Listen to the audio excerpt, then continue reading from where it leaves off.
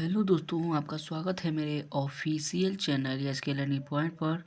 दोस्तों, हम कक्षा 12 का केमिस्ट्री के आंसर पेपर को सॉल्व कर रहे थे, जिसमें हमने 3 पार्ट को सॉल्व कर लिया था। चौथे पार्ट में हमें 6वें क्वेश्चन से शुरू करना था। चलिए दोस्तों, शुरू करते हैं वीडियो को।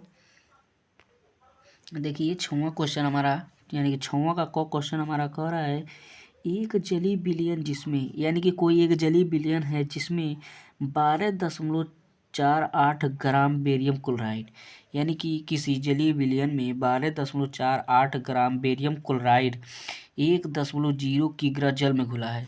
यानी कि एक कोई जलीय विलयन है जिसमें बेरियम क्लोराइड यानी कि BaCl2 यानी कि बेरियम क्लोराइड है, जो उस जलीय विलयन में, यानी कि 12.48 ग्राम जलीय विलयन में बेरियम क्लोराइड घुला हुआ है। 1 किलोग्राम जल में 12.48 ग्राम यानी कि बेरियम क्लोराइड घुला हुआ है। 373.0832 केल्विन पर उबलता है, यानी केल्विन यानी कि ये ताप है।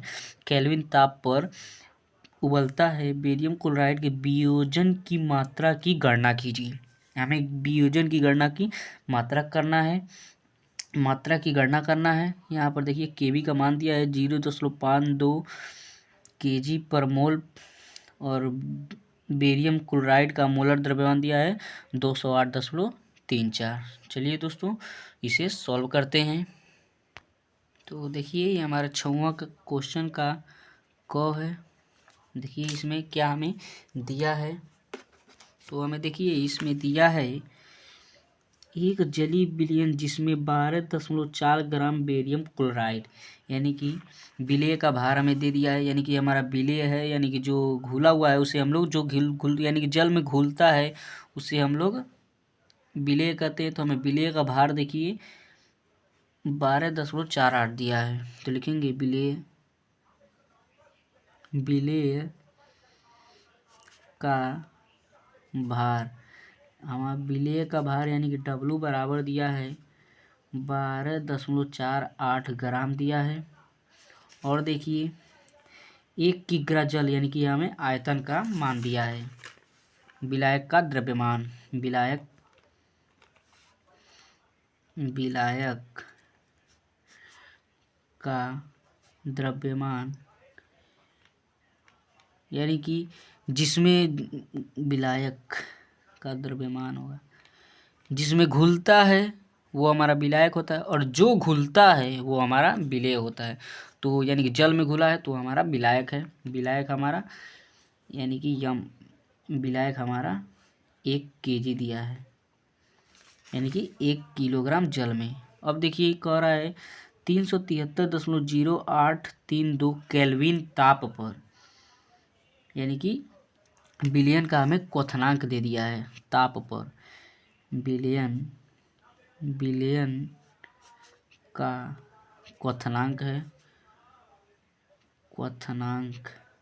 हमें विलयन का क्वथनांक देखिए दोस्तों 373.0832 केल्विन दिया है। अब देखिए इसमें क्या कह रहा है, बेरियम क्लोराइड के वियोजन की मात्रा का गणना करना है। देखिए केवी का मान हमारा दिया है, केवी यानी कि हमारा जो केवी होता है वो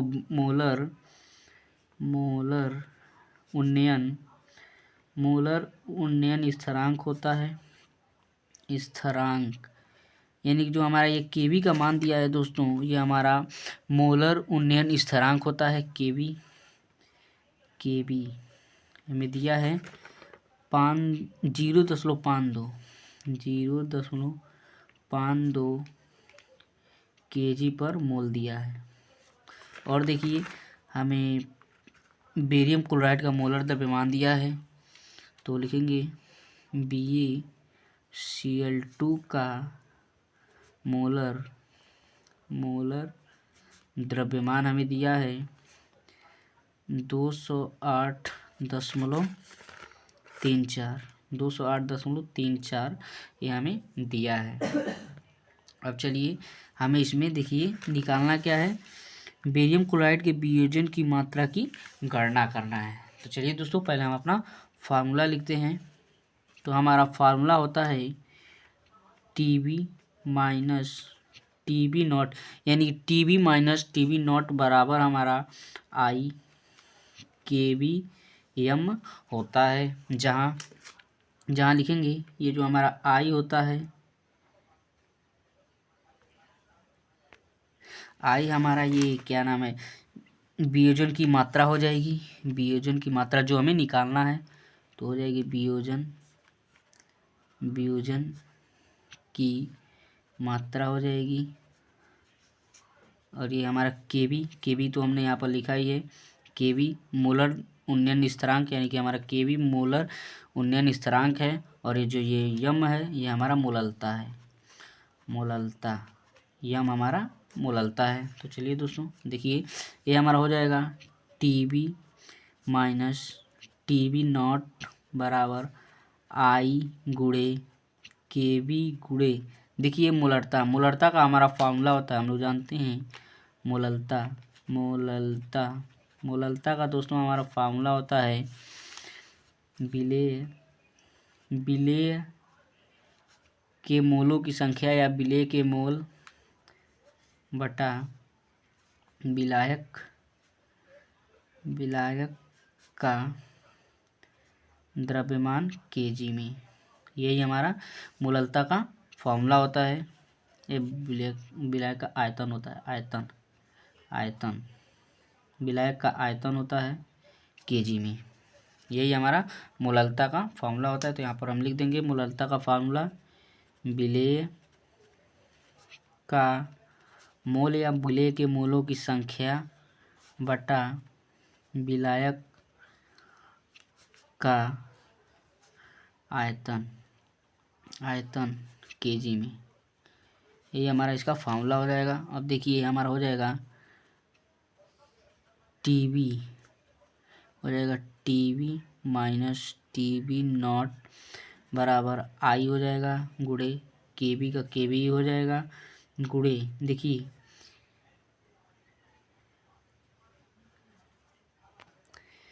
ये जो दोस्तों हमारा मोलरता का फार्मूला होता है विलेय का मोल या विलेय के मोलों की संख्या बटा विलायक का आयतन गुणे विलेय का अणुभार भी होता है।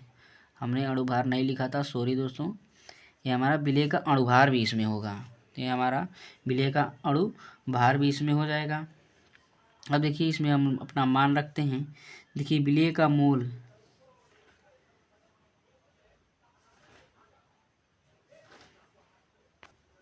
देखिए इसमें मान हम लोग रखते हैं। तो हमारा विलेय का मोल, यानी कि विलेय का मोल या विलेय का भार हमारा 12.48 दिया है। तो 12.48 हो जाएगा बटा, देखिए विलायक का आयतन या विलायक का द्रव्यमान हमारा 1 kg दिया है, हमारा 1 kg हो जाएगा गुणे विलेय का अणुभार। देखिए हमारा विलेय का अणुभार हमारा 208.34 दिया है। मोलर द्रव्यमान यही हमारा यानी कि विलेय का अणुभार है। तो हमारा 208.34 हो जाएगा। अब इसमें भी मान रखिए हमारा, देखिए टीबी का मान, ये टीबी का मान हमारा 373.0832 है। ये हमारा बिलियन का क्वथनांक जो होता है, यही हमारा टीबी का मान होता है। तो हमारा टीबी का मान 373.0832 हो जाएगा। अब देखिए माइनस ये जो दोस्तों हमारा जो टीबी नॉट होता है, इसका हमारा टीबी नॉट का मान हमें मालूम होता है, क्योंकि हमारा जो टीबी नॉट मान होता है उसका मान हमारा 100 डिग्री सेल्सियस होता है। तो हमारा जो ये मान है दोस्तों, देखिए इसमें केल्विन में मान दिया है। केल्विन में हमारा क्वथनांक हमारा केल्विन में दिया है, इसलिए सेल्सियस को केल्विन में बदल देंगे। तो हमारा इसका मान हमारा 100 डिग्री सेल्सियस, यानी कि टीबी नॉट का मान 100 डिग्री सेल्सियस होता है। तो इसमें हमें केल्विन में बदलना है। तो हम लोग जानते हैं केल्विन में बदलने के लिए 273 इसमें जोड़ देते हैं, 273 इसमें जोड़ देंगे बराबर, देखिए आई का मान हमें ज्ञात करना है गुणे केबी का मान देखिए दोस्तों हमें दिया है, केबी का मान 0.52 दिया है, 0.52 हो जाएगा गुणे ये हमारा 12.48 हो जाएगा बटा ये 1 गुणा 208.34 हो जाएगा।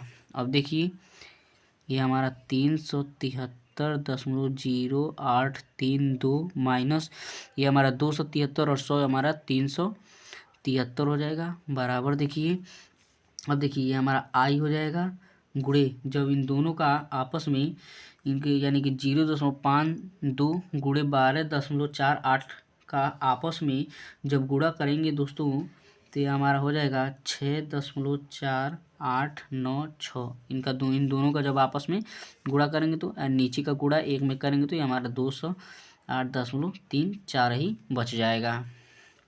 अब देखिए इसमें से अब इसको घटा देंगे यानी कि 373.0832 में से 373 घटा देंगे तो ये हमारा 0.0832 बच जाएगा बराबर। देखिए ये हमारा आई गुणे 6.4896 बटा 208.34 हो जाएगा। ये हमारा इसमें बचेगा। अब देखिए दोस्तों ये हमारा हो जाएगा 0.0832 गुणे आई हो जाएगा, ये गुणे करें बराबर आई हो जाएगा। अब इन दोनों का जब हम लोग दोस्तों आपस में जब इसका भाग देंगे तो हमारा बचेगा, इन दोनों का आपस में जब भाग देंगे तो हमारा बचेगा 0.03114।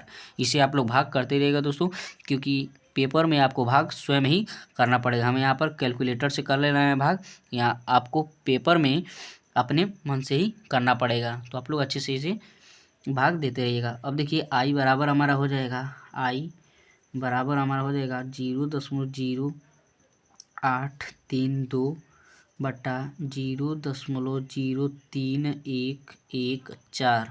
अब देखिए दोस्तों यहीं पर सॉल्व कर देते हैं। देखिए हमारा आई बराबर हो जाएगा, देखिए ये हमारा दशमलव के बाद 2 2 4 अंक है, 2 2 4 5 अंक है, तो 5 अंक करने के लिए यहाँ पर 0 लगा दीजिए तो हमारा दशमलव हट जाएगा। तो देखिए क्या बच जाएगा, 8320 बच जाएगा बटा ये 3114 बच जाएगा। अब देखिए जब इन दोनों का आपस में भाग देंगे तो ये हमारा 2.67 बच जाएगा। ये हमारा आई का मान हो जाएगा, अब देखिए इसमें हमें वियोजन की मात्रा ज्ञात करना है। तो ये जो आई है, सॉरी दोस्तों यहाँ पर जो आई है ये हमारा वियोजन की मात्रा नहीं होगा, ये हमारा जो आई है वियोजन की मात्रा नहीं होगा। अब हमें इसमें वियोजन की मात्रा ज्ञात करना है। तो चलिए वियोजन की मात्रा को, अभी हमारा आई का मान आ गया है, अब इसमें हम वियोजन की मात्रा का मान ज्ञात करेंगे। अब देखिए लिखेंगे वियोजन की मात्रा, वियोजन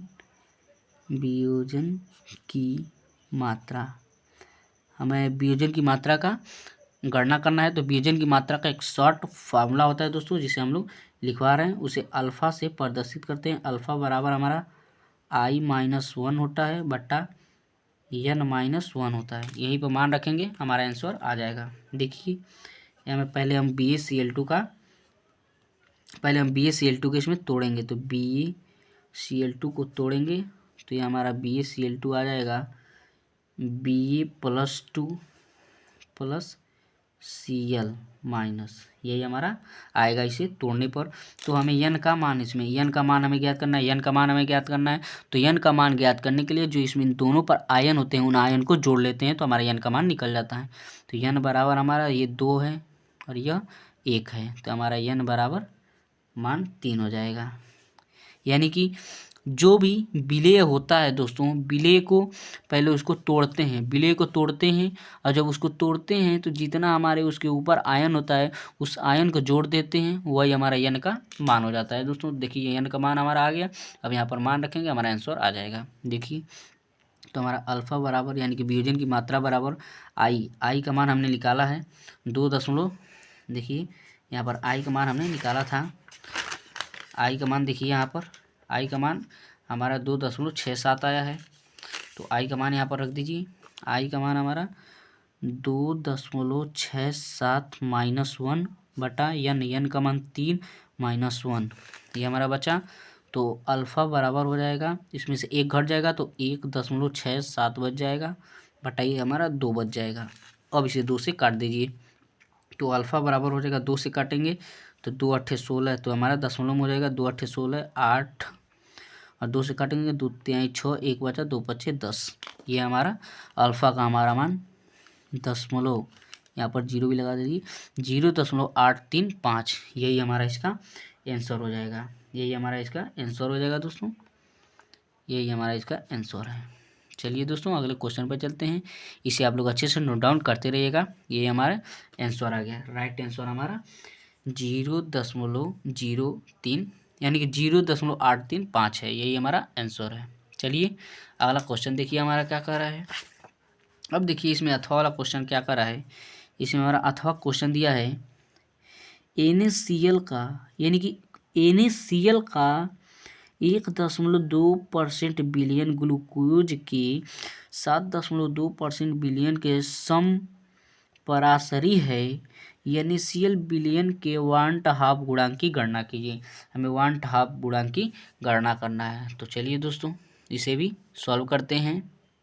चलिए इसे भी सॉल्व करते हैं। ये हमारे 6वें क्वेश्चन का क का अथवा है, ये हमारा अथवा क्वेश्चन है। देखिए इसमें पहले NaCl दिया है तो NaCl के लिए निकालेंगे, तो लिखेंगे NaCl के लिए, NaCl के लिए देखिए हमें क्या दिया है। NaCl के लिए हमारा 1.2% दिया है, तो ये हमारा इसका मतलब हमारा हो जाएगा कि 1.2 ग्राम NaCl घुला है, यानी कि 100 ml जल में, यानी कि 100 ml जल है जिसमें 1.2 ग्राम NaCl घुला है। इसका अर्थ यही हो जाएगा, ये हमारा जो NaCl का 1.2% दिया है, इसका मतलब यही हो जाएगा कि 100 ml जल में, लिखेंगे 100 ml जल में या विलयन में 1.2 ग्राम NaCl घुला है। इसका मतलब यही हो जाएगा 1.2% NaCl का मतलब यही हो जाएगा कि 100 ml जल में 1.2 ग्राम NaCl घुला हुआ है, यही हमारा इसका मतलब हो जाएगा। अब देखिए इसमें हमारा V का मान हमारा आयतन होता है, आयतन का मान हमारा 100 ml दिया है, तो आयतन V बराबर V यानी कि आयतन हमारा हो जाएगा 100 ml हो जाएगा। इसे हम लोग लीटर में बदल देंगे तो 1000 से भाग दे देंगे, तो 2 0 से 2 0 कट जाएगा, 1/10 आएगा, यानी कि V बराबर हमारा 0.1 लीटर हो जाएगा। ये हमारा आयतन का मान आ गया, ये हमारा आयतन का मान हो जाएगा दोस्तों। अब देखिए इसमें हम लोग अब इसमें हमारा आयतन का मान निकल गया, और हमारा भार देखिए ग्राम में दिया है, यानी कि हमारा भार है, NaCl घुला है, यानी कि हमारा भार दिया है, भार बराबर 1.2 ग्राम हो जाएगा, यही हमारा भार हो जाएगा, यानी कि हमारा भार निकल गया। अब देखेंगे अब इसका NaCl जो है इसका हम लोग अणु भार निकालेंगे, यानी कि आणविक द्रव्यमान निकालेंगे, तो लिखेंगे NaCl का अणु भार, तो इसका हमारा अणु भार देखिए NaCl यानी कि Na का होता है 11 दूना 22 यानी कि 23 होता है, प्लस Cl का हमारा 35.5 होता है, तो ये हमारा इन दोनों को जोड़ेंगे हमारा 58.5 हो जाएगा। इसका अणुभार हमारा 58.5 हो जाएगा। अब देखिए अब यहाँ पर हम अपना फार्मूला लगाएंगे, लिखेंगे फार्मूला। अब यहाँ पर हम अपना फार्मूला लगाएंगे, तो दोस्तों हमारा फार्मूला होता है पीवी बराबर InRT, यही हमारा फार्मूला होता है दोस्तों। तो देखिए हमारा हो जाएगा P बराबर हमारा V को नीचे भेज देंगे, क्योंकि P का मान हमें इसमें निकालना है, P का ही मान ना हमें निकालना है। तो चलिए दोस्तों इसका हम लोग P को भेज देंगे इधर, तो n हमारा n हमने बताया था दोस्तों आपको, n बराबर हमारा होता है मोल बट्टा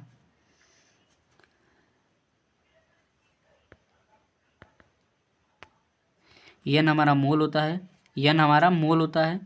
यानी कि n हमारा मोल होता है, मोल बराबर हमारा भार बट्टा अणुभार होता है, यानी कि यन हमारा मोल होता है, मोल बराबर भार बट्टे अणु भार होता है। तो भार को डब्लू से प्रदर्शित करते हैं, अणु भार को यम से प्रदर्शित करते हैं। तो ये हमारा यन के स्थान पर डब्लू बट्टा यम हो जाएगा, डब्लू बट्टा यम हो जाएगा, गुणे ये हमारा आर टी हो जाएगा। और जो हमारा भी है वो हमारे नीचे आ जाएगा, क्योंकि ये गुणा में है तो नीचे आएगा, यानी कि 75 करेंगे तो ये हमारा नीचे आ जाएगा। अब देखिए यहाँ पर अपना मान रखिए, तो देखिए हमारा मान रखेंगे तो क्या हो जाएगा, P बराबर हो जाएगा, आई का मान हमें मालूम नहीं है, गुणे डब्लू, डब्लू का मान देखिए 1.2 ग्राम है, 1.2 ग्राम हो जाएगा, गुणे आर टी का मान हमें मालूम नहीं है, डब्लू यानी कि यम का मान हमारा 58.5 ग्राम है, यानी कि यम हमारा अणुभार है, अणुभार का मान हमारा 58.5 ग्राम दिया है, गुणे भी का मान हमारा आयतन है, भी का मान 0.1 दिया है, ये हमारा गुणा है 0.1 दिया है। इसे हम लोग समीकरण 1 अपना मान लेंगे, क्योंकि ये हमारे अभी ये NaCl के लिए निकाले हैं दोस्तों। देखिए ये हमारे NaCl के लिए था, और हमारे पेपर में NaCl तथा ग्लूकोज का भी दिया है। तो पहले अब ग्लूकोज का निकालेंगे, अब हम निकालेंगे ग्लूकोज के लिए, लिखेंगे ग्लूकोज C6H12O6 के लिए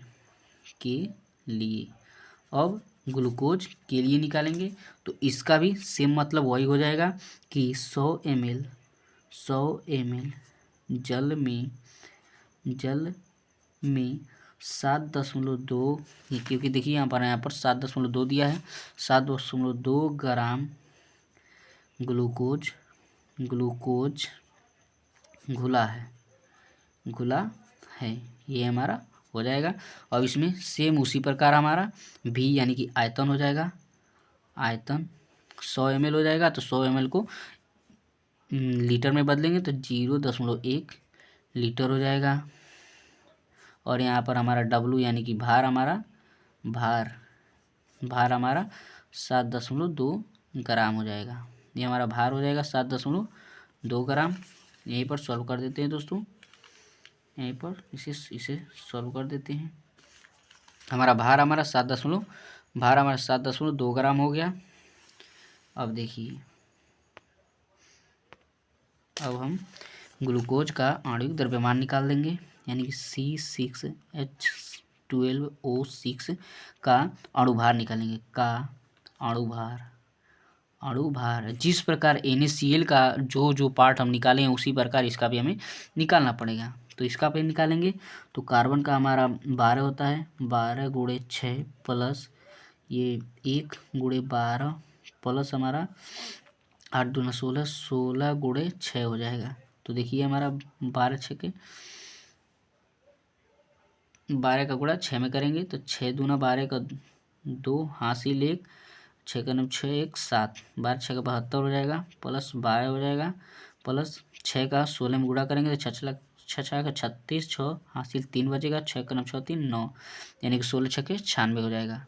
अब इसको जोड़ेंगे तो 6 2 8, 10 को 0 हासिल 1 बच गया, ये 9 1 हासिल हमारा 10, 11 11 7 18, यानी कि 180 ग्राम हो जाएगा। इसका हमारा अणुभार 180 ग्राम हो जाएगा। अब हम अपना फॉर्मूला लगाएंगे, तो चलिए दोस्तों, PV बराबर INRT, सेम वही हमारा फार्मूला रहेगा। तो हम उसमें इसे P को P ही माने थे, तो इसमें हम मान लीजिए इसमें P1 मान लेंगे। अब ये V को इधर भेजेंगे तो हमारा P1 बराबर हो जाएगा, P1 बराबर हो जाएगा IN के स्थान पर W बट्टा यम रख देंगे, ठीक उसी प्रकार जिस तरह पहले हमने रखा है, गुणे RT हो जाएगा, बटा हमारा V हमारा नीचे आ जाएगा। इसमें अब अपना मान रखिए, देखिए हमारा I का मान हमें निकालना है, I का मान हमें मालूम नहीं है, गुणे W का मान देखिए 7.2 ग्राम है, ये हमारा 7.2 हो जाएगा, बटा ये गुणे पहले RT का मान हमें मालूम नहीं है। यम का मान देखिए, यम कहाँ गया, यम यानी कि अणुभार हमारा यहाँ पर 180 ग्राम दिया है, 180 गुणे यानी कि आयतन भी का मान देखिए 0.1 लीटर है, तो 0.1 लीटर हो गया। ये हमारा P1 है, ये मान लेंगे इसको समीकरण 1। अब देखिए दोस्तों, यहाँ पर हमारा समीकरण 1 बना है और यहाँ पर हमारा समीकरण 1 बना है, तो यानी कि 2 बना है, तो लिखेंगे समीकरण 1 तथा 2 से, समीकरण 1 तथा 2 से। अब देखिए समीकरण 1 तथा 2 से हम यह जानते हैं कि हमें देखिए हमारे पेपर में समपराशरी दिया है, यानी कि विलियम समपराशरी है, तो लिखेंगे प्रश्नानुसार समीकरण 1 तथा 2 से प्रश्नानुसार लिखेंगे विलियम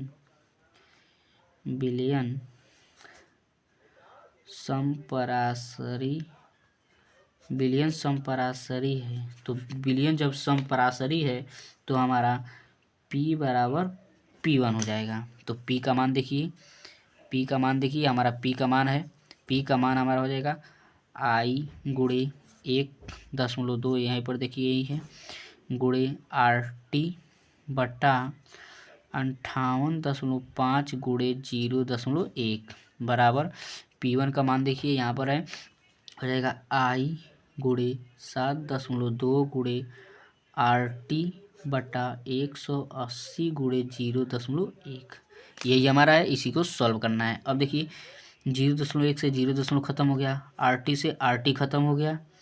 अब देखिए यहाँ पर देखिए दोस्तों, जो हमारे यहाँ पर यानी कि ग्लूकोज में जो हमारा I है, यहाँ पर ग्लूकोज का I का मान हमारा यहाँ पर 1 हो जाएगा। यहाँ पर जो ग्लूकोज वाले में यानी कि ग्लूकोज के लिए जो हम लोग यहाँ पर निकाले हैं दोस्तों, ग्लूकोज के लिए हम ये जो हमारा मान अपने निकाले हैं, यहाँ पर I बराबर 1 हो जाएगा। क्यों हो जाएगा? आप लोग कहेंगे सर I बराबर मान 1 क्यों हो जाएगा? क्योंकि यह जो अपने आयनों में नहीं टूटता है। जो हमारा ग्लूकोज होता है यानी कि C6H12O6 होता है, वो अपने आयनों में टूटता नहीं है, जबकि NaCl अपने आयनों में टूट जाता है। NaCl Na प्लस में Cl माइनस में टूट जाता है, जबकि हमारा जो ग्लूकोज होता है वो अपने आयनों में नहीं टूटता है, इसलिए I का मान हमारा 1 हो जाएगा। तो यहाँ पर I का मान हमारा 1 रख लीजिए, यानी कि I का मान हमारा 1 हो जाएगा, I का मान 1 हो जाएगा। यहाँ पर I का मान हमें यहाँ पर I बराबर 1 हो जाएगा दोस्तों। ये हमने भूल गए हैं, हमारा मिस्टेक हो गया है, क्योंकि जो हमारा ग्लूकोज होता है वो अपने आयनों में टूटता नहीं है, जिसके लिए हमारा I का मान 1 हो जाएगा। यहाँ पर I का मान 1 हो जाएगा। अब देखिए इसे अब हमें सॉल्व करना है, तो हमारे यहाँ पर देखिए क्या बचा, हो जाएगा I गुणे 1.2 बटा 58.5 बराबर, यहाँ पर 1 का गुणा करेंगे तो उतना ही बच जाएगा, 7.2 बटा 180। अब देखिए इसे काटेंगे, 1 अंक के बाद दशमलव, 1 अंक का दशमलव, 12 छके 72 हो जाएगा। दशमलव मान लीजिए दशमलव खत्म कर दीजिए, क्योंकि 1 अंक के बाद है, 1 अंक के बाद है, दशमलव खत्म। अब 12 छके 72 यानी कि 6 बार में कट जाएगा। अब 6 से इससे काट दीजिए, 36 के 18, ये हमारा 30 बार में कट जाएगा। ये देखिए I बटा 58.5 बराबर ये हमारा 1/30 हो जाएगा। अब इसका आपस में गुणा कर दीजिए, तो हमारा हो जाएगा 30I बराबर 58.5, तो I बराबर हमारा 58.5 बटा 30 हो जाएगा। अब देखिए, अब इसमें हम 3 से पहले काट दीजिए, I बराबर हमारा हो जाएगा 3 से काटिए तो हमारा हो जाएगा 3 एकम 3, 2 बचा तो 3 9 27, 1 बचा तो ये 15 हो जाएगा, तो 3 5 15 हो जाएगा बटा 10 हो जाएगा। यानी कि यहाँ पर देखिए सॉल्व कर देते हैं, I बराबर हमारा क्या बचा, 19.5 बटा 10 बचा, तो I बराबर हमारा 10 बचा है, तो 1 के अंक के बाद दशमलव लग जाएगा, 1.95, यही हमारा इसका आंसर हो जाएगा दोस्तों। यह I का मान हमें प्राप्त हो गया, यही हमारा आंसर हो जाएगा। देखिए इतना बड़ा हमारा प्रोसेस था, इसे आप लोग अच्छे से नोट डाउन कर लीजिएगा। सब जितना भी कैलकुलेशन है दोस्तों, ये स्वयं आपको ही करना है, तो इस कैलकुलेशन पर आप लोग ध्यान दीजिएगा और अच्छे से कैलकुलेशन कीजिएगा। देखिए 1/2 गुणांक हमारा जो I होता है, I का मान हमारा आ गया, यही हमारा 1/2 गुणांक है। चलिए दोस्तों अगले क्वेश्चन पर चलते हैं। अब देखिए हमारा अगला क्वेश्चन क्या है। अब देखिए इसमें हमारा अगला क्वेश्चन यानी कि 6वें का ख, देखिए क्या कर रहा है, निम्नलिखित अभिक्रियाओं में प्रयुक्त अभिकर्मकों के नाम लिखिए। इसमें जो अभिक्रियाएं हो रही हैं उसमें हमें अभिकर्मक यानी कि कौन सा अभिकर्मक के सहायता से हमारा अभिक्रिया संपन्न हो रहा है उस अभिकर्मक का नाम लिखना है। चलिए दोस्तों इसके अभिकर्मक का नाम लिख लेते हैं। देखिए पहला क्या कर रहा है, फिनाल का 2,4,6 डैश ट्राइब्रोमो फिनाल में ब्रोमीन। हमें ये कह रहा है कि इसकी सहायता से ब्रोमीन की यानी कि फिनाल का 2,4,6 डैश ट्राइब्रोमीन फिनाल में ब्रोमीन की अभिक्रिया में जो ये अभिक्रिया हो रही है उसमें अभिकर्मक कौन सा है। तो इसमें इस अभिक्रिया को मैंने आपको कराया था दोस्तों। देखिए यहीं पर कहीं यहीं पर पहले सेट में हमने आपको कराया था।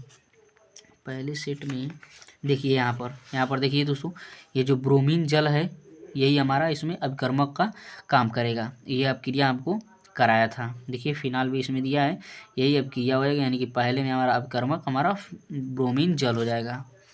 तो पहले में हमारा अभिकर्मक हो जाएगा यानी कि हमारा 6वें का ख क्वेश्चन है। 6वें का ख, इसमें पहला हमारा देखिए आंसर क्या हो जाएगा।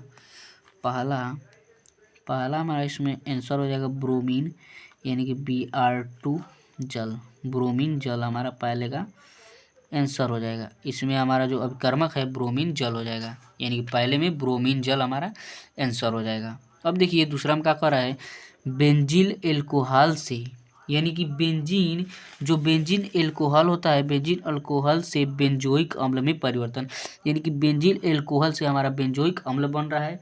इसमें पूछ रहा है कि जो अभिकर्मक है वो कौन सा अभिकर्मक है। तो इसमें हमारा अभिकर्मक जो होता है दोस्तों वो हमारा पोटेशियम परमैंगनेट होता है। तो दूसरा में हमारा हो जाएगा potassium potassium potassium potassium permanganate हो जाएगा। परमैंगनेट ये हमारा पोटेशियम परमैंगनेट यानी कि KMnO4 यही हमारा हो जाएगा। यानी कि इसमें हमारा जो अभिकर्मक हो जाएगा पोटेशियम परमैंगनेट हो जाएगा। इसी की सहायता से बेंजीन एल्कोहल से बेंजोइक अम्ल में परिवर्तन होता है। यानी कि बेंजीन एल्कोहल से बेंजोइक अम्ल बनने की जो क्रिया होती है उसमें हमारा जो अभिकर्मक कार्य करता है वो हमारा पोटेशियम परमैंगनेट होता है। इसी की सहायता से ये हमारा बेंजोइक अम्ल में परिवर्तन होता है। बेंजीन एल्कोहल जो बेंजीन एल्कोहल होता है वो KMnO4 की सहायता से बेंजोइक अम्ल में बदलता है।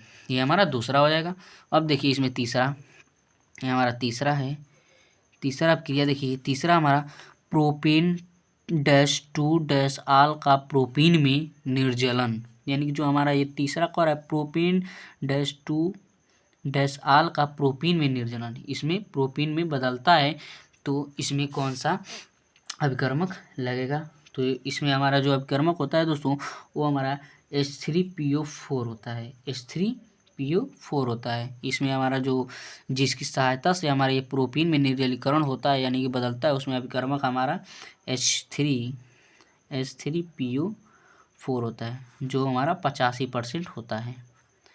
ये अकेले 85% होता है जिसकी सहायता से हमारे प्रोपीन में परिवर्तन होता है दोस्तों। ये हमारा तीसरे का हो जाएगा। अब देखिए चौथा देखिए क्या कर रहा है, ब्यूटेन डैश 2 डैश आन से ब्यूटेन डैश 2 डैश आन में परिवर्तन यानी कि ब्यूटेन डैश 2 डैश आन से ब्यूटेन डैश 2 डैश आल में परिवर्तन किसके द्वारा होता है।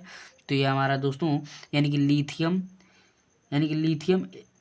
लिथियम एल्यूमिनियम जो हाइड्राइड होता है उसी की सहायता से ब्यूटेन डैश 2 डैश आन से ब्यूटेन डैश 2 डैश आल में परिवर्तन होता है। तो ये हमारा लिथियम एल्यूमिनियम H4 यही हमारा इसी की सहायता से ये हमारा परिवर्तन होता है। तो इसका हमारा नाम हो जाएगा, इसका हिंदी यानी कि रासायनिक नाम लिखेंगे तो हमारा हो जाएगा लिथियम एल्यूमिनियम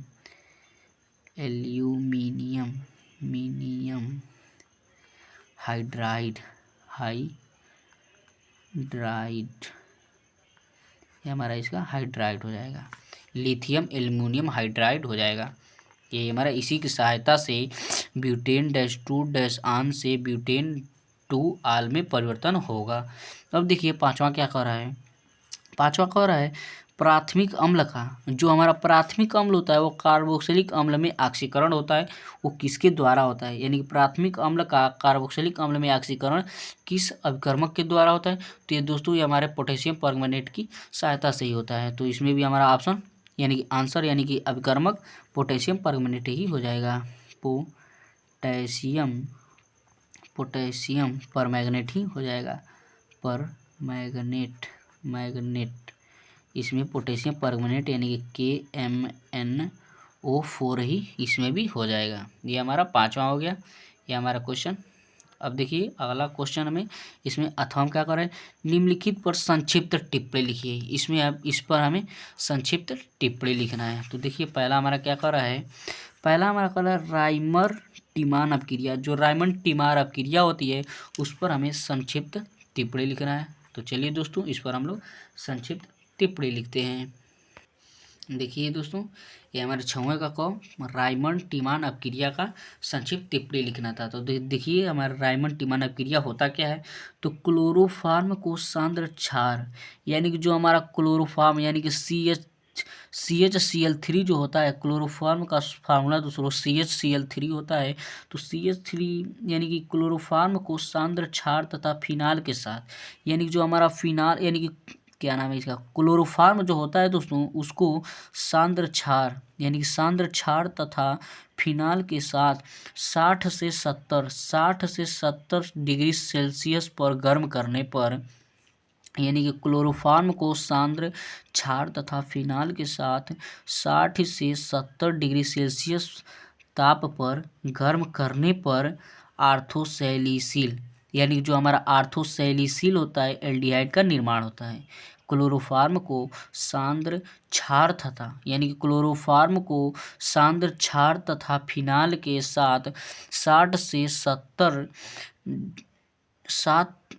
से 70 डिग्री सेल्सियस पर गर्म करने पर आर्थोसैलिसिल एल्डिहाइड का निर्माण होता है और पैरासेलिसिल एल्डिहाइड का भी अल्प मात्रा में निर्माण होता है। और इसमें जो हमारा पैरासेलिसिल होता है यानी कि जो इसमें पैरासेलिसिल होता है सेलिसिल होता है एल्डिहाइड, उसका भी इसमें अल्प यानी कि थोड़ा मात्रा में निर्माण होता है। इसी अपक्रिया को राइमन टिमान अपक्रिया कहते हैं दोस्तों।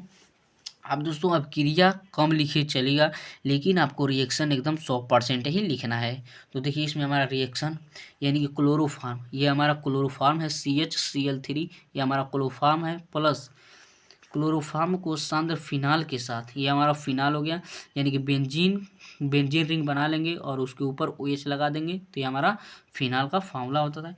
फिनाल के साथ इसमें 3 NaCl यानी कि NaCl 3 NaCl ले लेंगे, यहाँ पर 3 लगा देंगे क्योंकि हमारा इसमें संतुलित करने के लिए 3 लगा देंगे। और इसको जब गर्म करेंगे दोस्तों, देखिए जब इसमें गर्म करेंगे तो देखिए हमारा ये आर्थोसैलिसिल एल्डिहाइड यानी कि आर्थोसैलिसिल एल्डिहाइड का निर्माण होगा प्लस 3 NaCl का निर्माण होगा और 2 H2O का निर्माण होगा। ये हमारा राइमर टिमान अपक्रिया हो जाएगा। इसमें यानी कि क्लोरोफार्म है, क्लोरोफार्म के साथ ये फिनाल की अपक्रिया 3 NaCl यानी कि NaCl हमारा ये जो क्षार था सांद्र क्षार, यही सांद्र क्षार हमारा 3 NaCl है। इसके साथ जब गर्म करेंगे तो हमारा आर्थोसैलिसिल एल्डिहाइड का निर्माण होगा तथा ये हमारा 3 NaCl यानी कि क्षार बनेगा और हमारा 2 H2O का भी निर्माण होगा। यही हमारा राइमर टिमान अपक्रिया है। चलिए दोस्तों अब देखिए अगला हमारा क्या कर रहा है, इसमें अगला देखिए हमारा कह रहा है विलियमसन संश्लेषण यानी कि जो विलियमसन संश्लेषण है उसको भी हमें लिखना है। चलिए उसको भी लिखते हैं।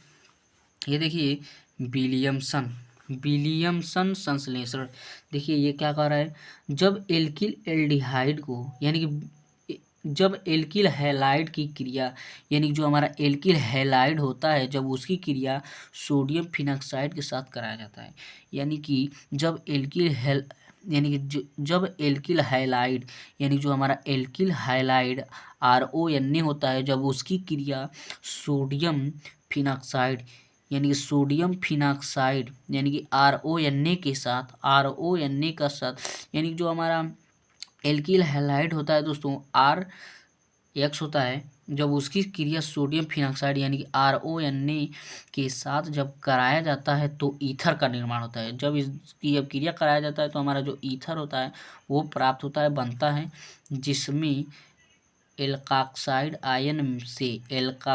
आयन से हाइलाइड आयन का विस्थापन हो जाता है। यही हमारा विलियमसन अपक्रिया करता है। इसे मैं आपको एक बार और रिपीट करना चाहूँगा। जब एल्किल हैलाइड की क्रिया यानी कि जब एल्किल हैलाइड की क्रिया सोडियम फिनॉक्साइड के साथ कराया जाता है तो ईथर का निर्माण होता है, जिसमें एल्काक्साइड आयन से हाइलाइड आयन का विस्थापन हो जाता है। देखिए इसका रिएक्शन देखिए दोस्तों, यानी कि RONA यानी कि जो ये हमारा RONA है ये हमारा सोडियम फिनॉक्साइड है। जब तो सोडियम फिनॉक्साइड का अपक्रिया एथिल यानी कि एल्किल हैलाइड, ये हमारा एल्किल हैलाइड है यानी कि एल्किल हैलाइड है, जब इसके साथ इसके अपक्रिया को इसके जब साथ अपक्रिया कराते हैं तो हमारा जो R-O-R- यानी कि हमारा ईथर का निर्माण होता है और प्लस ये NaX का निर्माण होता है। इसी अपक्रिया को विलियमसन संश्लेषण अपक्रिया कहते हैं। ये हमारा विलियमसन संश्लेषण अपक्रिया हो गया दोस्तों। अब देखिए अगला क्वेश्चन हमारा क्या कह रहा है। अब इसमें देखिए हमारा अगला क्वेश्चन 7वां क्वेश्चन आ गया। देखिए 7वां क्वेश्चन क्या कर रहा है। 7वां क्वेश्चन देखिए कह रहा है 7वें का क, सेल अपक्रिया लिखते हुए यानी जो हमारा सेल अपक्रिया होता है, सेल अपक्रिया को लिखते हुए निम्नलिखित सेल के विद्युत वाहक बल की गणना कीजिए। हमें विद्युत वाहक बल की गणना करना है। देखिए Cu +2 यानी कि 1 मोल और ये हमारा Ag + 1 मोल Ag का मान हमें दिया है, और E0 Cu2 प्लस भागा Cu बराबर +0.34 वोल्ट दिया है, और E0 Ag + Ag बराबर +0.80 वोल्ट दिया है। ये हमें इसका यानी कि विद्युत वाहक बल का मान ज्ञात करना है। चलिए दोस्तों विद्युत वाहक बल का मान निकालते हैं। चलिए ये हमारा क्या है 7वां क्वेश्चन है। 7वें क्वेश्चन का क है। देखिए पहले हमारा इस रिएक्शन में पहले हमारा ये रिएक्शन जो है ये हमारा Cu से यानी कि जो हमारा रिएक्शन Cu से Cu प्लस की ओर जा रहा है, Cu + 2 की ओर जा रहा है तो ये हमारा ऑक्सीकरण हो रहा है। जब हमारा ये Cu से Cu + 2 की ओर जा रहा है तो ये हमारा ऑक्सीकरण अपक्रिया है। ऑक्सीकरण यानी कि इसमें इलेक्ट्रॉन का प्लस हो रहा है, तो जिसमें प्लस होता है वो हमारा एनोड होता है। ये हमारा एनोड है, ये हमारा एनोड है दोस्तों, ये हमारा इसका एनोड हो जाएगा क्योंकि इसमें हमारा ऑक्सीकरण होता है। अब ऑक्सीकरण हो रहा है। अब देखिए Ag+ से ये हमारा Ag+ से मुक्त अवस्था Ag आ रही है, मुक्त अवस्था Ag प्राप्त हो रहा है, अतः इसमें हमारा अपचयन हो रहा है। तो जिसमें अपचयन यानी कि इलेक्ट्रॉन घटता है उसमें हमारा कैथोड आ जाता है। ये हमारा कैथोड हो जाएगा, ये हमारा कैथोड हो जाएगा। ये कैथोड माइनस को दर्शाता है और जो एनोड होता है वो हमारा धनात्मक यानी कि प्लस को दर्शाता है। अब देखिए चलिए इसमें हम अपना फार्मूला लगाते हैं। देखिए हमारा इसमें फार्मूला क्या हो जाएगा, इसमें हम अपना फार्मूला लगाएंगे तो हमारा फार्मूला हम लोग जानते हैं। हमारा फार्मूला जो होता है वो हमारा होता है E0 सेल बराबर हमारा होता है E0 cathode minus E0 anode. ये हमारा फार्मूला होता है दोस्तों। तो ये हमारा जो फार्मूला होता है इसमें आप अपना मान रखेंगे। तो देखिए हमारा E0 हो जाएगा E0 सेल बराबर E0 कैथोड। देखिए यहाँ पर E0 कैथोड यानी कि E0 कैथोड का मान हमें देखिए E0 कैथोड, इसमें हमारा कैथोड क्या है Ag वाला है, तो Ag वाला मान देखिए 0.80 दिया है, तो हमारा Ag वाला मान 0.80 हो जाएगा। देखिए हमें कैथोड का मान निकला है, तो पहले हमने कैथोड को लिख दिया। कैथोड का मान हमारा 0.80 है, माइनस एनोड, एनोड का मान हमारा Cu2 वाला, यानी Cu2 वाला मान देखिए, Cu2 वाला हमारा 0.34 दिया है, तो 0.34 दिया है। अब इसमें से हम इसे घटा देंगे, तो देखिए 0.80 में से 0.34 घटा देंगे, तो देखिए यहाँ पर कुछ नहीं है, तो यहाँ पर से एक हासिल ले लेंगे तो 10 हो जाएगा, 10 में से 4 जाएगा तो 6 हो जाएगा, यहाँ पर 7 बचा, 7 में से 3 जाएगा तो हमारा 4 बच जाएगा, यानी कि 0.46 बच जाएगा। तो हमारा ई नॉट सेल बराबर हमारा 0.46 हो जाएगा। यही हमारा इसका आंसर हो जाएगा दोस्तों, यही हमारा इसका आंसर हो जाएगा। इसका जो ई नॉट सेल होता है उसका मात्रक हमारा बोल्ट होता है, बोल्ट आप लोग लिख लीजिएगा। यदि आप चाहें तो इसे थोड़ा सा 2 स्टेप और भी आगे बढ़ा सकते हैं, उसका कोई फ़ायदा नहीं होगा दोस्तों बढ़ाने का। ये 5 नंबर का दिया है तो आप उसे बढ़ा सकते हैं, 5 नंबर का क्वेश्चन दिया तो बढ़ा सकते हैं, लेकिन नहीं बढ़ाएंगे तो भी कोई बात नहीं है, क्योंकि हमारा आंसर आ गया है। चलिए हम अगले क्वेश्चन पर चलते हैं। अब देखिए अथवा क्वेश्चन क्या कर रहा है। अथवा क्वेश्चन में दिया है डेनियल सेल के लिए, यानी जो डेनियल सेल होता है उसके लिए मानक इलेक्ट्रोड विभव 1.1 वोल्ट है। निम्नलिखित अपक्रिया के लिए मानक गिब्ज ऊर्जा की गणना कीजिए। हमें इसमें गिब्ज ऊर्जा की गणना करना है। चलिए दोस्तों गिब्ज ऊर्जा की गणना करते हैं। देखिए दोस्तों ये हमारे 7वां क्वेश्चन का अथवा 7वें का क का अथवा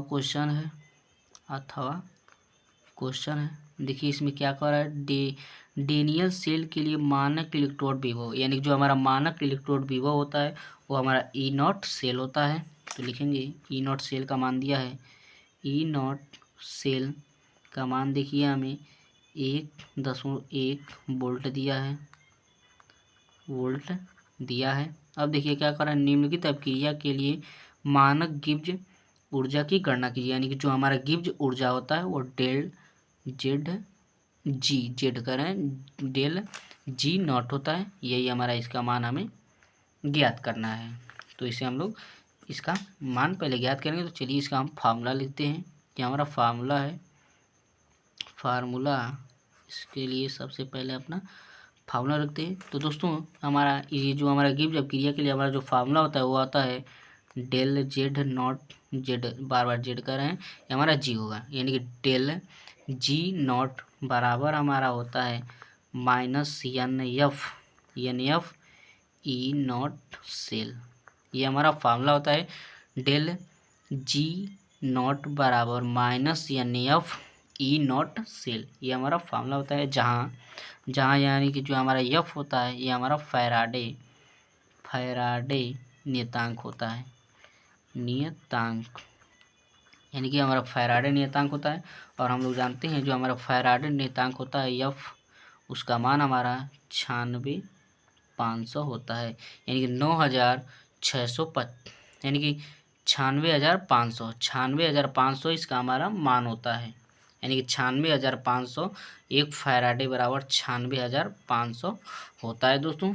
चलिए इसमें अब अपना मान रखते हैं। तो हमारा डेल जेड नॉट बराबर हो जाएगा, पहले इसकी अपक्रिया के लिए निकाल लेते हैं कि कौन एनोड से है कौन कैथोड के लिए। तो लिखेंगे पहले एनोड के लिए, एनोड पर लिख लेंगे कौन एनोड पर अपक्रिया आ रही है। तो हमारा देखिए जेडीएन, यानी कि जो जेडीएन है वो जेडीएन +2 की ओर जा रहा है। हमारा देखिए जेडीएन है, जेडीएन +2 की ओर जा रहा है, यानी कि हमारा ऑक्सीकरण हो रहा है। यानी कि देखिए हमारा जो ये ऑक्सीकरण हो रहा है, यानी कि जो ये मुक्त अवस्था है वो हमारा प्लस की ओर जा रही है, यानी कि हमारा ऑक्सीकरण हो रहा है। तो जब इसमें ऑक्सीकरण हो रहा है तो इसमें देखिए +2 है, इधर कुछ भी नहीं है तो हमारा 2 इलेक्ट्रॉन जोड़ देंगे। अब देखिए कैथोड पर लिखेंगे, कैथोड पर लिखेंगे। तो लिखेंगे कैथोड पर देखिए हमारा यहाँ पर Cu+2 से Cu की ओर जा रही है, मुक्त अवस्था की ओर जा रही है। यानी कि Cu+2 हमारी Cu यानी कि मुक्त अवस्था की ओर जा रही है। तो देखिए यहाँ पर कुछ नहीं है यानी कि 0 है, यहाँ पर +2 है तो इधर 2 इलेक्ट्रॉन जोड़ देंगे, ये हमारी बराबर हो गई। अब देखिए अब यहाँ पर मान लिखेंगे तो यहाँ पर भी 2 है, यहाँ पर भी 2 है, यानी कि n का मान हमारा 2 हो जाएगा, n बराबर 2 हो जाएगा, n का मान हमारा 2 हो जाएगा। ये हमने अब क्रिया को n का मान निकालने के लिए किया है, क्योंकि हमारे फार्मूला में n दिया है, तो हमारा n का मान 2 हो गया। अब देखिए अब अपने फार्मूला में मान रखेंगे तो हमारा डेल जेड बराबर हो जाएगा, डेल जेड डेड कर रहे हैं डेल जी यानी कि डेल जेड यानी कि डेल जी नॉट बराबर हमारा हो जाएगा n minus n F E naught cell, यही हमारा फार्मूला था, इसी में अब अपना मान रखेंगे।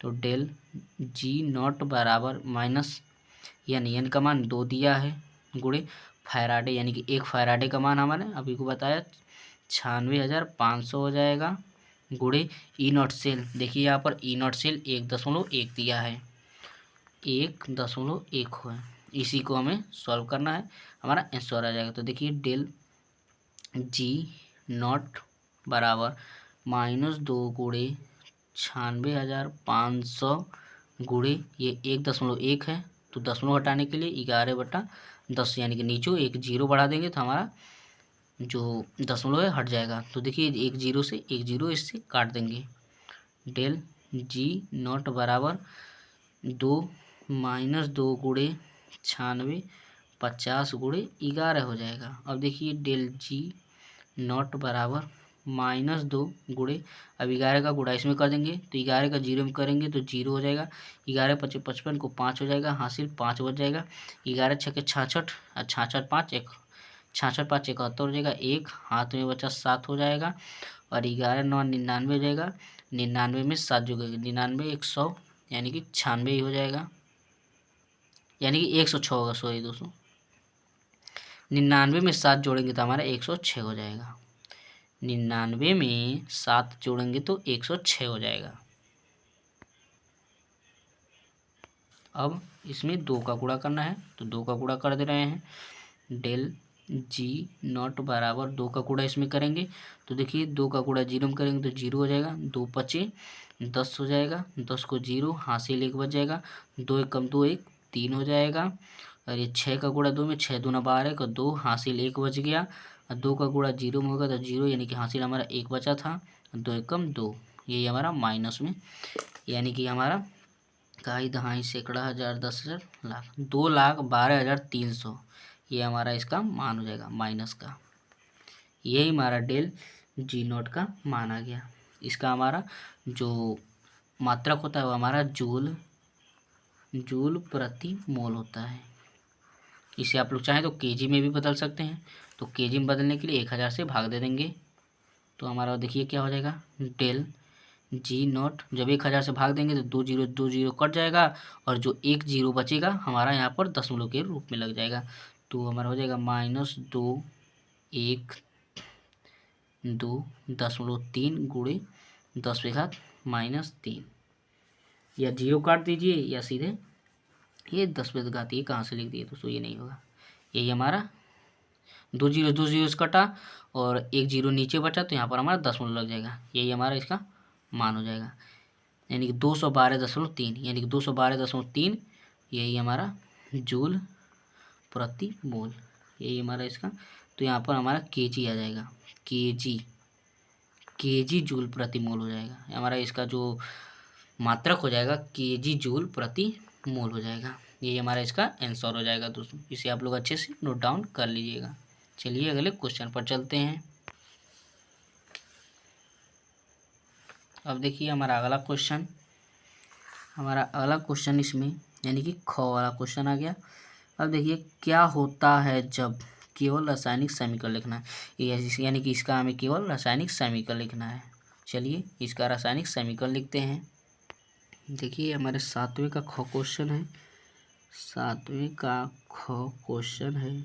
देखिए पहला क्या कह रहा है, पहला कह रहा है कैल्शियम एसीटेट तथा कैल्शियम फार्मेट के मिश्रण को शुष्क आसवन किया जाता है। यानी कि जो कैल्शियम एसीटेट होता है तथा कैल्शियम जो फॉर्मेट होता है उसके मिश्रण को शुष्क आसवन किया जाता है। ये हमें केवल रासायनिक समीकरण लिखना है। चलिए इसका रासायनिक समीकरण लिखते हैं। तो हमारा पहले दिया है कैल्शियम एसीटेट। तो पहले हम अपने कैल्शियम एसीटेट का फार्मूला लिखेंगे, यानी कि अणुसूत्र लिखेंगे। तो कैल्शियम एसीटेट यानी कि कैल्शियम हो जाएगा, कैल्शियम एसीटेट का फार्मूला हम लोग जानते हैं CH3COO हो जाएगा, और इधर भी CH3COO हो जाएगा। ये हमारा एसीटेट हो गया और ये हमारा कैल्शियम हो गया। प्लस तथा दिया है तो प्लस हो जाएगा कैल्शियम फार्मेट। अब कैल्शियम यानी कि कैल्शियम ही हो जाएगा और हमें फार्मेट लिखना है। तो फार्मेट हमारा HCOO होता है, HCOO होता है। अब देखिए इसका रिएक्शन हमें शुष्क आसवन कराना है। शुष्क आसवन यानी कि शुष्क आसवन कराना है, हमें इसका शुष्क आसवन कराना है। तो देखिए हमारा जब शुष्क इसका आसवन कराते हैं तो देखिए यहाँ पर हमारा CH3 यानी कि हमारा देखिए यहाँ पर CH3, यहाँ पर इसमें से CH3 आ जाएगा, और यहाँ पर देखिए यहाँ पर CH3 और CHO आ जाएगा, CHO। यहाँ पर 2 लगा देंगे बैलेंसिंग के लिए। तो देखिए दोस्तों ये हमारा 2CH3CHO यानी कि जो CH3 देखिए यहाँ पर एक CH3 हमारे पर 2CH3 हो गया, और C इसमें से एक C आ जाएगा, इसमें से एक C हमारा यहाँ पर आ जाएगा। यानी कि देखिए एक C 2C, और यहाँ पर देखिए हमारा 2C, यानी कि 2CH3 एक CH3 2CH3 हमारा CH3 हो गया। अब देखिए यहाँ पर 2 लगा है तो 2 हमारा कार्बन भी हो जाएगा, 2 कार्बन यानी कि एक कार्बन ये हमारा 2 कार्बन आ गया, और 2 O यहाँ से एक O यहाँ से एक O, हमारा 2 O यहाँ पर आ गया। प्लस में देखिए हमारा क्या बचेगा, प्लस में हमारा 2CaCO3 हो जाएगा, CaCO3 आ जाएगा। अब देखिए यहाँ पर 2Ca यानी कि 2 कैल्शियम, यहाँ पर देखिए एक कैल्शियम यहाँ पर 2 कैल्शियम हो जाएगा। अब देखिए 2 कार्बन यहाँ पर, तो हमारा देखिए एक कार्बन यहाँ पर यानी कि दोनों कार्बन हमारा यहाँ पर आ जाएगा। अब देखिए 3 दूना 6 यानी कि 6 को हमारा यानी कि ऑक्सीजन 6 ऑक्सीजन, तो यहाँ पर एक ऑक्सीजन यहाँ पर आ गया था। अब देखिए एक ऑक्सीजन ये और 2 ऑक्सीजन ये 2 ऑक्सीजन ये 2 2 4 2 6 ऑक्सीजन हमारा यहाँ पर आ जाएगा। ये हमारा जो रिएक्शन है एकदम बैलेंसिंग है, यही हमारा इसका रिएक्शन है। अब देखिए ये हमारा एकदम रिएक्शन है। अब चलिए अगला देखिए क्या कर रहा है, ये हमारा पहला था। अब देखिए दूसरा क्या कर रहा है, लिखेंगे दूसरा देखिए कह रहा है एसीटोन को सांद्र H2SO4 के साथ आश्रित किया जाता है। यानी जो हमारा एसीटोन होता है उसको सांद्र H2SO4 यानी कि सल्फ्यूरिक अम्ल के साथ आश्रित किया जाता है। चलिए दूसरा लिखते हैं। दूसरा हमारा दिया है एसीटोन। तो पहले हमने एसीटोन का फार्मूला लिखेंगे CH3COCH3। ये हमें इसे बैलेंसिंग करने के लिए 2 यहाँ पर लगा लेंगे। अब देखिए हमारा तो एसीटोन हो गया, ये तो हमारा एसीटोन हो गया। अब देखिए इसकी सांद्र H2SO4 के साथ सांद्र H2SO4 के साथ अब क्रिया कराएंगे। तो देखिए जब सांद्र H2SO4 के साथ जब आश्रित कराते हैं तो हमारा यहाँ पर बेंजीन रिंग, यहाँ पर देखिए बेंजीन,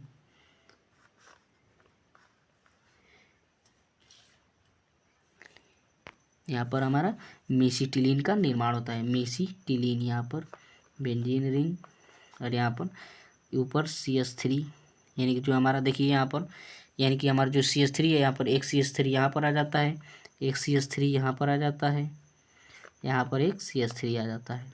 देखिए यहाँ पर 2 CH3 यहाँ पर है, एक CH3 यहाँ पर है, एक CH3 यहाँ पर, एक CH3 यहाँ पर, एक CH3 यहाँ पर, एक CH3 एक 2 CH3 एक, तीनों CH3 इधर इधर, यहाँ पर एक यहाँ पर लग जाता है, एक यहाँ पर लग जाता है, यहाँ पर लग जाता है, प्लस हमारा जल बाहर निकल जाता है 3H2O, यहाँ से 3H2O हमारा बाहर निकल जाता है।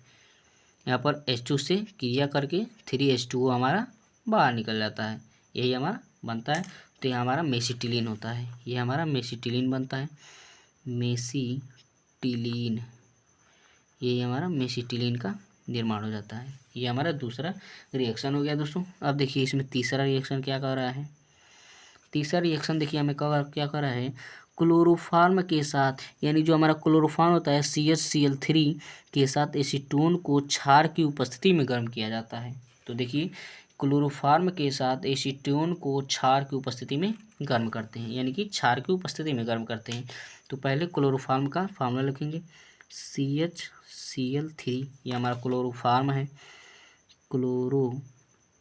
क्लोरोफार्म, ये हमारा क्लोरोफार्म है। अब इसकी अपक्रिया प्लस करके एसीटोन, यानी कि एसीटोन, यही हमारा एसीटोन है। इसी एसीटोन को थोड़ा मॉडिफाई करके लिखते हैं, तो C बराबर 0 हो जाएगा, एक CH3 यहाँ पर आ जाएगा और एक CH3 यहाँ पर आ जाएगा। देखिए इसमें एक CH3 यहाँ पर, एक CH3 यहाँ पर, या C हमारा डबल बॉन्ड O के साथ जुड़ता है और एक CH3 इधर लगा दिए हैं और एक CH3 इधर लगा दिए हैं, ये हमारा एसीटोन हो गया। अब देखिए इसका जो रिएक्शन है, देखिए क्या कर रहा है, क्षार की उपस्थिति में गर्म किया जाता है। क्षार के रूप में आप NaOH भी ले सकते हैं, NaOH भी लिख सकते हैं, या KOH भी लिख सकते हैं, कोई भी लिख सकते हैं, इसमें हम लोग कोई भी ले सकते हैं। तो देखिए जब इसकी अपक्रिया जब हम लोग कराते हैं तो हमारा क्लोरीटोन बनता है, यानी कि C यहाँ पर आ जाता है और ये हमारा CH3, देखिए CH3 इसी प्रकार, ये हमारा CH3 यहीं पर रहता है, ये भी हमारा CH3 यहीं पर रहता है और इसमें से जो एक CH3 हमारा यहाँ पर CH3 यहाँ पर आकर लग जाता है, तथा इसमें से हमारा जो OH है, OH हमारा यहाँ पर आकर OH लग जाता है, यही हमारा क्लोरीटोन बनता है। ये हमारा क्लोरीटोन, ये हमारे यहाँ पर क्लोरीटोन का निर्माण होता है। ये हमारा एसीटोन है, यानी जब देखिए, यानी कि जब हम लोग क्लोरोफार्म के साथ एसीटोन की अपक्रिया यानी कि क्षार के साथ कराते हैं तो हमारा क्लोरीटोन का निर्माण होता है।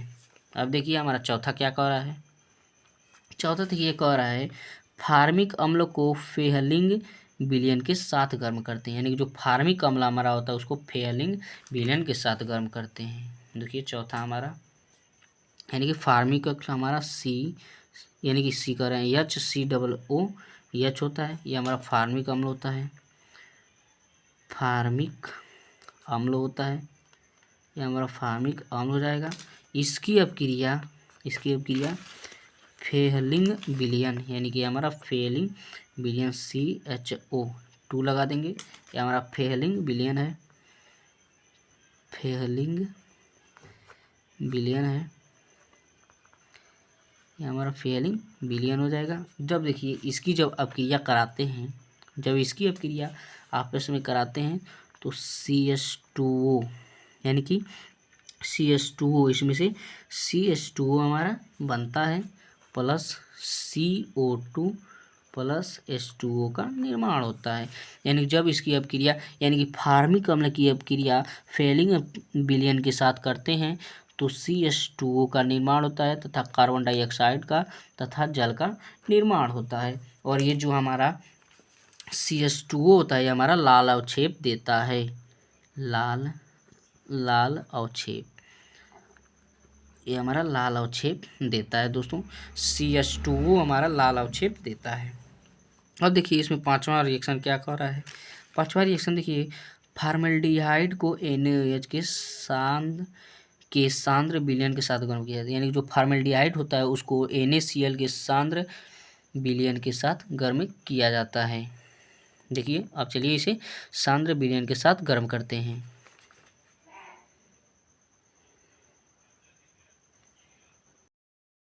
तो देखिए दोस्तों ये हमारा फॉर्मल्डिहाइड यानी कि फॉर्मल्डिहाइड दिया है, फॉर्मल्डिहाइड को NaOH के सांद्र विलयन के साथ गर्म किया जाता है।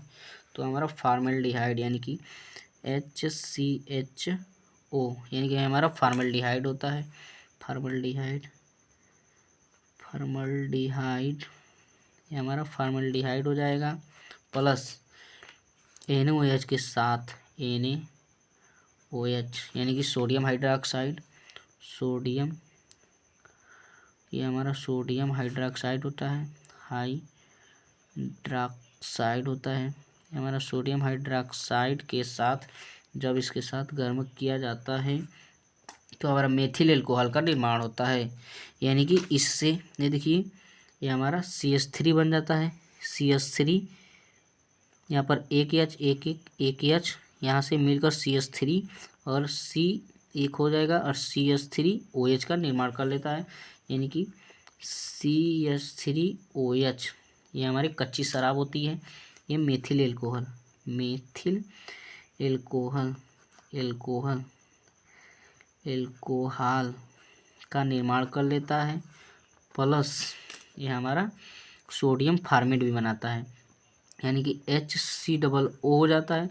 इसमें यदि आप Na मिला देते हैं तो ये हमारा सोडियम फॉर्मेट बन जाता है। ये हमारा सोडियम फॉर्मेट बना लेता है, फॉर्मेट। देखिए अब देखिए जब हम फॉर्मेल्डिहाइड को सोडियम हाइड्रोक्साइड के साथ क्रिया कराते हैं, यानी कि फॉर्मेल्डिहाइड को सोडियम हाइड्रोक्साइड के साथ क्रिया कराने पर मेथिल एल्कोहल यानी कि CH3OH तथा HCOO यानी कि सोडियम फॉर्मेट का निर्माण होता है। यही हमारा ये 5वां रिएक्शन था। अब देखिए ये हमारा अथवा, अब इसके अगला क्वेश्चन अथवा हम दिए, देखिए क्या करें, निम्नलिखित को समझाइए। पहला देखिए बेंजोइन संघनन, यानी कि बेंजोइन संघनन या बेंजाइन संघनन यही होता है। इसके हमें कह रहा है इसको समझाना है। चलिए दोस्तों इसे हम लोग समझा देते हैं। तो देखिए दोस्तों पहला हमारा बेंजोइन संघनन या बेंजाइन संघनन, देखिए पहला हमारा क्या होगा, ये हमारा जब बेंजल्डिहाइड को पोटेशियम साइनाइड की उपस्थिति में गर्म किया जाता है, यानी कि जब जो हमारा बेंजल्डिहाइड होता है, जब बेंजल्डिहाइड को पोटेशियम साइनाइड यानी कि KCN की उपस्थिति में गर्म किया जाता है तो बेंजोइन या बेंजाइन बनता है। इसी अपक्रिया को बेंजोइन या बेंजाइन संघनन अपक्रिया कहते हैं। यानी कि जब बेंजल्डिहाइड यानी जो हमारा बेंजल्डिहाइड होता है, जब बेंजल्डिहाइड को पोटेशियम साइनाइड यानी कि KCN की उपस्थिति में गर्म किया जाता है या हीट किया जाता है तो बेंजोइन या बेंजाइन बनता है। इसी अपक्रिया को बेंजोइन संघनन अपक्रिया कहते हैं। देखिए हमारा रिएक्शन, ये हमारा बेंजल्डिहाइड होता है यानी कि C6H5CHO, ये हमारा बेंजल्डिहाइड का सूत्र होता है। ये 2 हमने इसे संतुलित करने के लिए लगाता है। जब KCN के साथ गर्म किया जाता है यानी कि पोटेशियम साइनाइड के साथ गर्म किया जाता है तो हमारा बेंजाइन का निर्माण होता है। C6H5CHOH और COC6H5 का निर्माण होता है। यानी कि बेंजल्डिहाइड को जब यानी कि KCN यानी कि पोटेशियम साइनाइड के साथ गर्म किया जाता है तो हमारा बेंजाइन या बेंजोइन का निर्माण होता है। यही हमारा ये बेंजोइन संघनन रिएक्शन है दोस्तों। अब देखिए अगला क्या कर रहा है, पार्किंस अपक्रिया। ये पार्किंस अपक्रिया या पार्किन अपक्रिया है। ये देखिए ये हमारा क्या हो जाएगा, लिखेंगे सोडियम एसीटेट की उपस्थिति में जब हमारा जो सोडियम एसीटेट होता है यानी कि CH3COO यानी कि CH3COO के यानी कि सोडियम एसीटेट की उपस्थिति में बेंजल्डिहाइड की क्रिया एसिटिक एनहाइड्राइड से होकर सिन्नामिक अम्ल बनता है। यानी कि सोडियम एसीटेट की उपस्थिति में बेंजल्डिहाइड की अपक्रिया एसिटिक एनहाइड्राइड से होकर सिन्नामिक अम्ल बनता है। देखिए यहाँ पर यह हमारा बेंजल्डिहाइड है, यह हमारा बेंजल्डिहाइड है प्लस ये हमारा एसिटिक एनहाइड्राइड है यानी CH3CO ये हमारा O दोनों से O जुड़ा हुआ है। जब इसकी अपक्रिया CH3COO यानी कि सोडियम एसीटेट की साथ कराते हैं तो देखिए CH3 यहाँ पर देखिए CH3COO यानी कि हमारा एसिटिक अम्ल बनता है। पहले तो हमारा एसिटिक अम्ल बनता है, एसिटिक अम्ल बनता है, यह हमारा एसिटिक अम्ल बनता है तथा यहाँ पर सिन्नामिक अम्ल, ये जो हमारा सिन्नामिक अम्ल है उसके ऊपर CH डबल बॉन्ड CH-COOH का निर्माण होता है। देखिए यहाँ पर CH3COO यानी कि एन ए कर रहे हैं CH3 COOH H यानी कि एसिटिक अम्ल का निर्माण हो जाता है, तथा CH double bond CH dash COOH यानी कि सिन्नामिक अम्ल का निर्माण हो जाता है। ये हमारा पार्किंस अभिक्रिया है दोस्तों, इसे आप लोग अच्छे से नोट डाउन करते रहिएगा। अब देखिए अगला क्या करें, क्रॉस कैनिजारो अभिक्रिया। इसमें हमें क्रॉस कैनिजारो अभिक्रिया लिखना है। देखिए क्रॉस कैनिजारो अभिक्रिया क्या करें, जिन एल्डिहाइडों में यानी कि जो एल्डिहाइड होते हैं, जिन एल्डिहाइडों में अल्फा हाइड्रोजन परमाणु नहीं होते हैं, यानी कि जो वह एल्डिहाइड जिसमें अल्फा हाइड्रोजन परमाणु नहीं होते, उन्हें सांद्र क्षारीय विलयन के साथ यानी कि सांद्र क्षारीय विलयन के साथ गर्म करने पर परस्पर ऑक्सीकरण यानी कि ऑक्सीकरण अपचयन होकर एक अणु एल्कोहल तथा एक अणु अम्ल का प्राप्त होता है। यानी कि जिन एल्डिहाइडों में अल्फा हाइड्रोजन परमाणु नहीं होते, उन्हें सांद्र क्षारीय विलयन के साथ गर्म करने पर परस्पर ऑक्सीकरण अपचयन होकर एक अणु एल्कोहल तथा एक अणु अम्ल का प्राप्त होता है। यही हमारा क्रॉस कैनिजारो अभिक्रिया होती है। इसकी हमें रिएक्शन देखिए, HCHO इसे 2 लगाए हैं हम लोग संतुलित करने के लिए। जब इसकी अभिक्रिया NaOH यानी कि सोडियम हाइड्रोक्साइड के साथ कराते हैं, तो हमारे कच्ची शराब यानी कि हमारा मेथिल एल्कोहल है, ये हमारा मेथिल एल्कोहल का निर्माण होता है, तथा ये हमारा HCOONA यानी कि हमारा सोडियम फार्मेट बनता है, सोडियम